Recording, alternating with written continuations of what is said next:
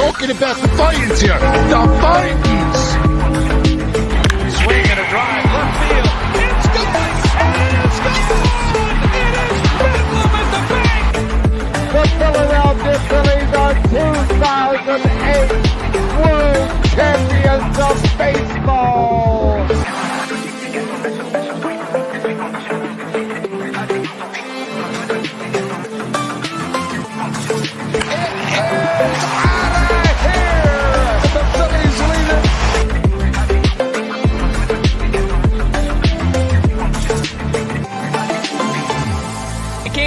Podcast right here. You already know. Go fucking subscribe.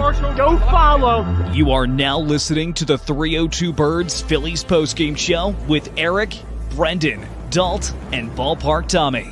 Proudly powered by TickPick. Check out the link in the bio for $10 off your first order today. Let's take it to the show. Another day, another series dub. Another great performance by the Phillies. What's up, everybody? Eric, also known as Shard, here with the 302 Birds post-game show. Just me tonight. It's an early game, so everybody else is at work, but going to give you a quick rundown of what happened today. Quick little post-game show. So let's go ahead and get started. First thing that we're going to talk about today is Turnbull. Turnbull finally made his way back into the starting rotation. Didn't last very long, though. Apparently, he left early in the game due to shoulder discomfort. Apparently he wasn't stretched out fully.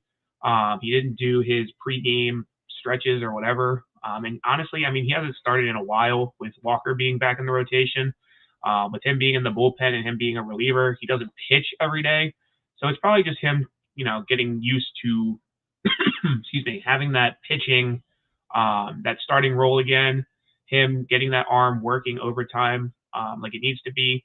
And honestly, if he's out for a game or two, they'll probably start the kid that they called up the other day. I think his name is Mercado.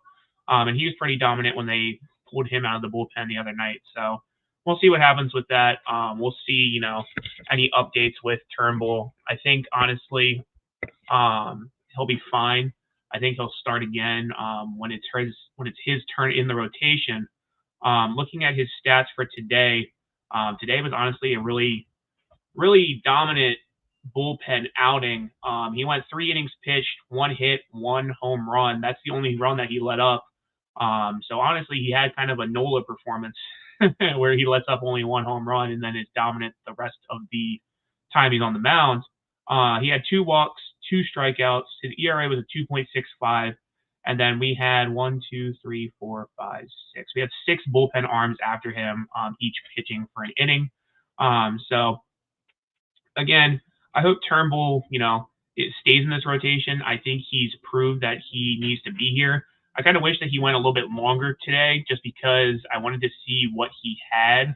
But unfortunately, like I said, he did get pulled early due to shoulder inflammation, shoulder discomfort. So, it is what it is. Hopefully it's not anything major. And hopefully he doesn't have to go on the IL because, again, I think that he's dominant. And honestly, if, he does go on the IL, then they can just go to a 4-man rotation. So,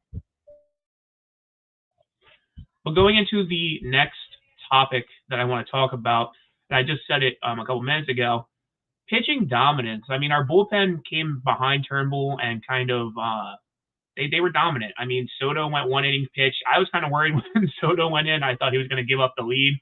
But Soto went 1 inning pitched, let up no runs, 2 strikeouts. Ruiz was after him. Again, 1 inning pitched, 2 strikeouts. Strom, 1 inning pitched, only let up 1 hit.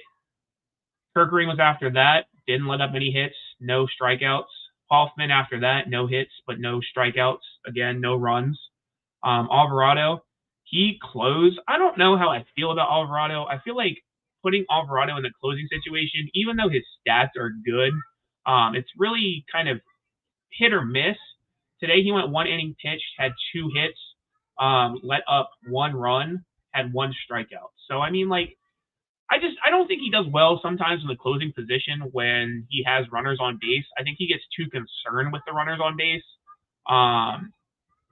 And so, kudos to him, though, for getting the win, getting the save.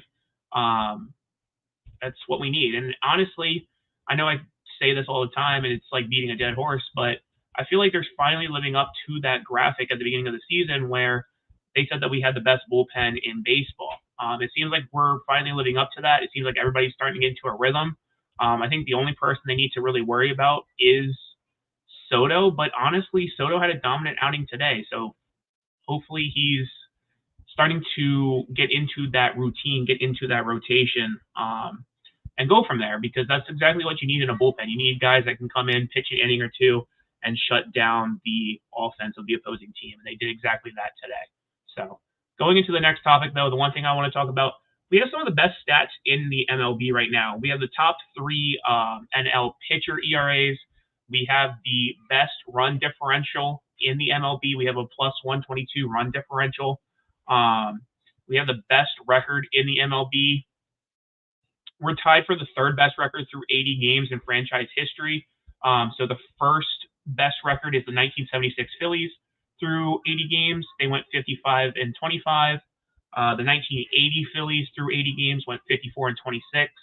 And then the 1993 Phillies went 53-27, which we're tied for now. So honestly, great start to the season. We're about halfway through the season. We're through 80 games already. Season is 162 games, so we're basically right there at the halfway mark. So in all my years of watching the Phillies, this is the best start I think I've seen in a while. I mean, since 1993. They haven't had a start like this in almost 30 years. I mean, like, it's absolutely dominant. And if they don't live up to the expectations that everybody has set forth for them, I think we're going to be disappointed. I mean, it's been 2 back-to-back seasons of getting really, really close with the World Series and an NLCS appearance. And I think this year they can go all the way. They have all the tools. They have what they need. Again, at the trade deadline, you just got to go out and get those small pieces that you need. But other than that, I mean, they're on pace for 107 wins. Their franchise record is 102. So, yeah, I mean, I can see them getting 100 or more wins. If they do, I mean, there's still going to be some more losses. Like I said last night with Dole, even if they got 100 wins, that's still 62 losses, and we're at 27 right now. So that's still a whole bunch of more losses we have to go through. We're only in June. We still have July. We still have August. We still have September. So that's still 3 more months of baseball. There's still half a season to be played, and we still have the All-Star break. So we'll see what happens. I think they're, setting the pace for an absolutely historic season for the franchise, for the MLB, for pitching. And I think they're gonna blow our expectations out of the water. But going into the next topic, Marsh was on an absolute tear today, dude. Honestly, he came off an injury. He was over 5 last night. Didn't really look like himself last night, but he's kind of proving all the haters wrong today. Looking at his stat line, it looks like he went 4 for 4, had 1 home run, 4 RBI, and his average today was a .269. So definitely what you want to see with him coming off of an injury. I know, we were at the game, me, Brendan, and Dalt were at the game when he injured himself. He was rounding second and popped his muscle in his leg. So, I mean, it is what it is. He's back. He's back to being his dominant self, and that's what we need in the bottom of the lineup. I mean, it seems like honestly,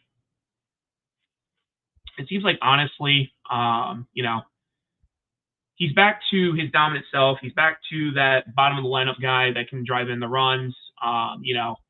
He's back to doing what he needs to do. He's back to the daycare kid that we know that he can be. So as long as we have somebody in the bottom of the lineup that can drive in runs, that's exactly what we need.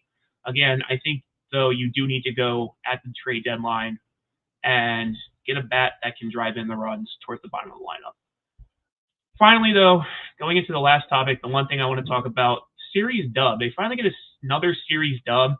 It's our 3rd series dub in a row. They have, I believe, 16 or 17 series wins on the season. I believe they have one of the highest series win rates in the MLB right now. So absolutely dominant performance. Exactly what you want from this team. And they go on next to play, I believe, the Marlins. Looking at the schedule. So, yeah, it's a 4-game series against the Marlins. Marlins are 28-52, so they're last in the NL. I honestly see us tanking them the next 4 games. It could be a 4-game sweep. We'll see what happens. But that's all I have for you guys tonight. Phillies win 6-2. Absolutely dominant performance. Good bounce back win from yesterday. And yeah, we're going to go ahead and roll the outro. See you guys. The Vikings! Swing and a drive, left field. It's going, and it's gone! It is Bedlam at the bank! The Philadelphia Phillies are 2008 World Champions of Baseball.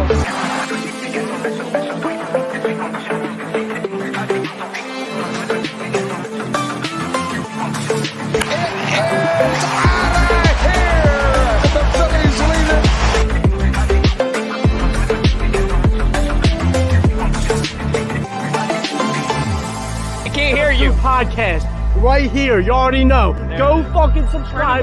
Go follow.